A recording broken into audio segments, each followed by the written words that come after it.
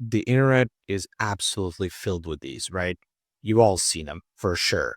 Different styles being built with a single prompt of like, hey, can you make my character look like pop art, right? And this week, I try to really monetize on that idea and use it for a Lovable Hackathon that was just held and use the project called Photo Under a Minute as my official submission to it. Um, so that's going to be my project number 13 in the 1550 challenge. If you're watching this video or you're seeing me for the first time ever, I'm Lazar and I'm a vibe coder that embarked on a challenge on January 1st to build 50 MVPs in 50 weeks. And as of now, I'm on project number 13, again, called Photo Under a Minute. Every week, I walk my audience through why I decided to build the app, how does it work, by doing this short demo, explaining the tech stack, things that I did for the first time ever and that I plan to improve, what were the challenges during the build, and then I give myself a final score, right?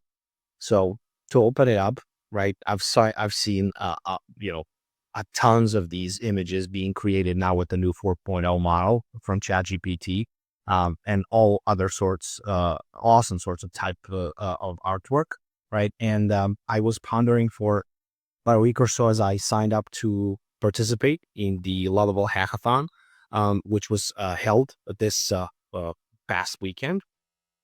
And I really wondered how hard would it be to leverage this new model and then build a wrapper without a publicly available API. Mark Liu actually himself as well posted on LinkedIn as this being one of the good ideas that he would do if he was just starting off.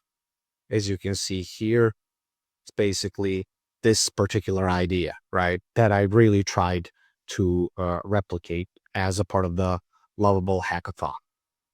And this was the actual official page of it. It was not just Lovable, but a couple of other major AI companies that sponsored this particular hackathon, such as Anthropic, Supabase, Sentry, Lebanon Labs, and EQT Ventures.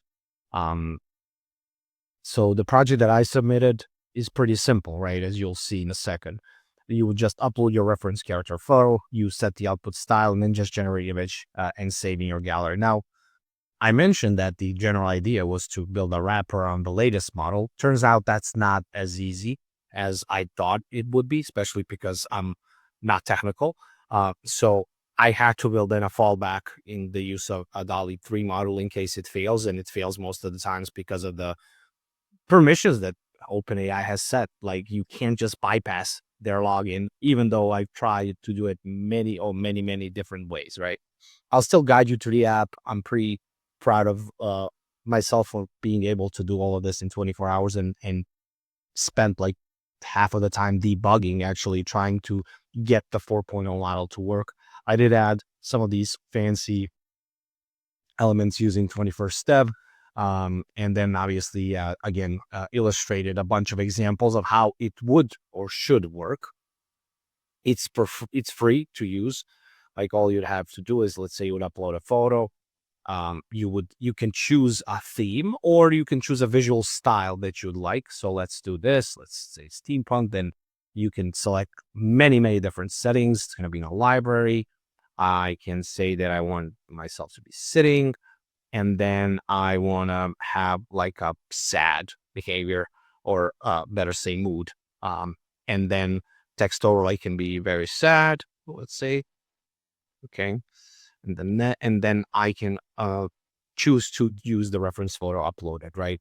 And then from there, it will kind of give me a preview of everything, and I can see the prompt that is going to be sent to AI, right? As you can see, it's pretty detailed, gives it all the elements that we previously specified, and then I would just click to generate the image.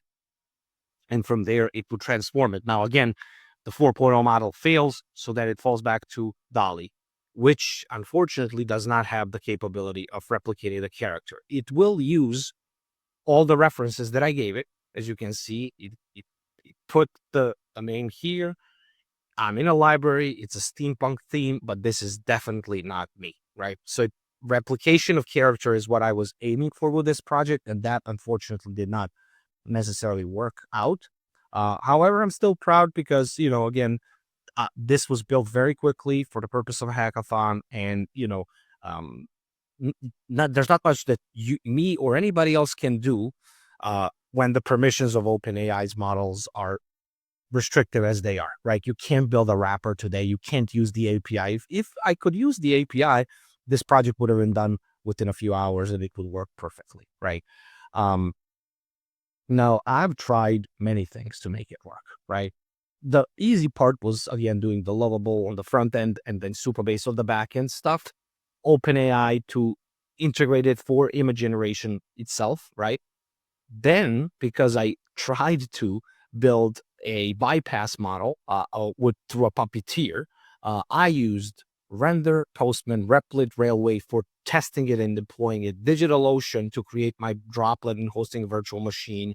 I've done many, many other things that I didn't even include in this list to try and bypass it, and it didn't work. But it was a lot of fun setting up these systems because I've never done anything similar to it before. Obviously, I had a GA4 for analytics, Vercel to deploy on a custom domain. And then I also, because it was an entrant, used Sentry for security and error logging. And I can show you that so you can see here Sentry is deployed and basically is telling me if there are any problems in my project, right, itself. And it's like giving me all of this great analytics on like crash-free sessions and everything pretty much that is wrong with the app. I'm still new to this tool to be able to fully comprehend its capabilities, but I love the fact that it's just like it can tell me what's my uptime and user misery score. I mean, which is a lot of fun to understand that, when and where your users get miserable with the app. So it's a pretty cool app that I plan to continue to use in the future for my projects. Uh, I even went on and used a CFD, command prompt interface, and really felt like I did more programming, quote unquote, in 6 hours of debugging that than in the last 6 years easily. The biggest takeaway for this week, because I usually share these steps, is don't trust ChatGPT point blank. In fact, call it a liar, and then see if it can prove you that you're the one not telling the truth. Because the main reason why I tried to bypass uh, and brute force my way in with a puppeteer is because ChatGPT was convincing me for 6 hours that it's possible. Me not being technical, I followed its instructions, constantly challenged it, and then in the end made it cave in and admit that it's currently not possible. Like usually it would be, but currently it isn't, right? Uh, so a lot of things that I've done for the first time ever. Again, I mentioned most of these things already. Really use a bunch of tools, really try to build a workaround, and got to the very last point of like entering the account, but couldn't get the photo generated back into the system. It's just impossible at this point. Um, I really want to make my backend more reliable in the future, and I need to create better error handling. Because when the system fails, users wouldn't know exactly what happened. And really, eventually, the minute they announce the 4.0 model has an API for image generation, I will just flip the switch, and then this app will work perfectly, right? Um, the biggest challenge was definitely that miscommunication, right, between me and ChatGPT, right? Its level of conviction and overconfidence, as usual, in having the ability to do something that it doesn't. Um, I had a lot of problems.